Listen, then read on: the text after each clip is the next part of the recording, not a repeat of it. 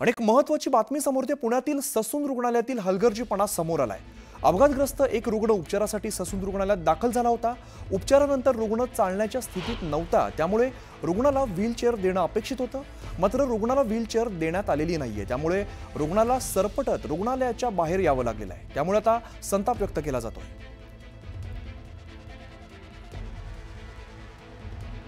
तर पुण्यातल्या ससून रुग्णालयातली आपण दृश्य बघतोय। व्हीलचेअर न दिल्याने रुग्णाला सरपटत रुग्णालयाच्या बाहेर यावं लागलेलं आहे। अतिशय संतापजनक अशी घटना समोर आली आहे। रुग्णाला व्हीलचेअर न दिल्यामुळे थेट सरपटत रुग्णालयाच्या बाहेर यावं लागलेलं आहे।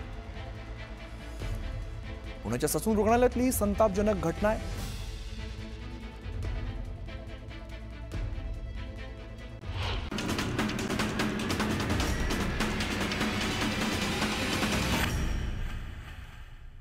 आता घेऊया बुलेटिनमध्ये बातम्यांचा वेगवान आढावा।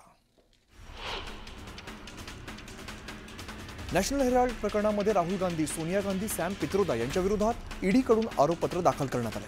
या चार्जशीटमध्ये सुमन दुबे आणि इतरांचंही नाव आहे। कोर्टाने या प्रकरणाची पुढील सुनावणी 25 एप्रिलला निश्चित केली आहे। नाशिकमध्ये ठाकरेंच्या शिवसेनेकडून उद्या निर्धार मेळाव्याचं आयोजन करण्यात आलंय।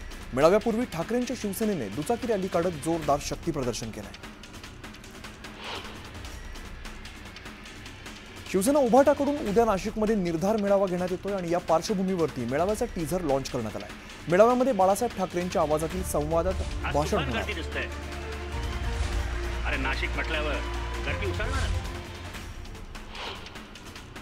माजी आमदार राम सातपुतेंची खासदार धैर्यशील मोहितेंवरती टीका करताना जीभ घसरली। सातपुतेंनी धैर्यशील मोहितेंचा रेडा असा उल्लेख केलाय, तर माढा लोकसभेत पावसात रेडा धुवून निघालाय अशी टीका सातपुतेंनी केली। संभाजी भिडे यांना चावणाऱ्या कुत्र्याची एसआयटी चौकशी करा असं म्हणत विजय वडेट्टीवारांनी उपरोधिक टोला लगावलाय। कुत्रा हा प्रामाणिक प्राणी असतो, मात्र या प्रामाणिक प्राण्याने का राग धरला याची एसआयटी चौकशी केली पाहिजे असं वडेट्टीवार म्हणाले।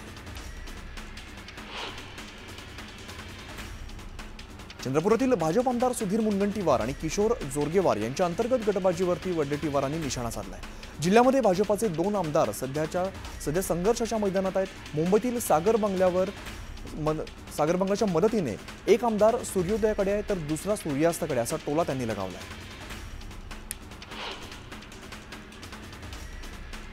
राज्य सरकारची रचना म्हणजे लुटारूंची रचना असल्याची टीका काँग्रेस प्रदेशाध्यक्ष हर्षवर्धन सपकाळ यांनी केली, तर राज्याचं सरकार केवळ 3 लोक चालवत असल्याचा आरोप सुद्धा केलाय।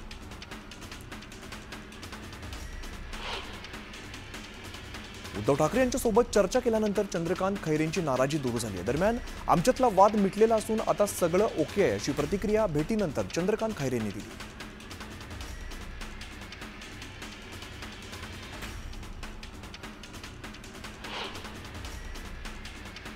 बावीस हजारांसाठी सिद्धिविनायक बिडवलकर यांना नग्न करून अमानुष मारहाण करून हत्या करणाऱ्या सिद्धेश शिरसाट यांचा आका कोण आहे असा सवाल वैभव नाईकांनी विचारलाय।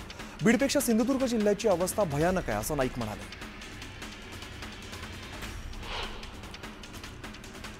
वैभव नाईक कोकणाला बदनाम करण्याचा प्रयत्न करतायत अशी टीका गृहराज्यमंत्री योगेश कदमांनी केली आहे। कोकण हा देशातील सर्वात शांत विभाग आहे असंही कदम म्हणाले।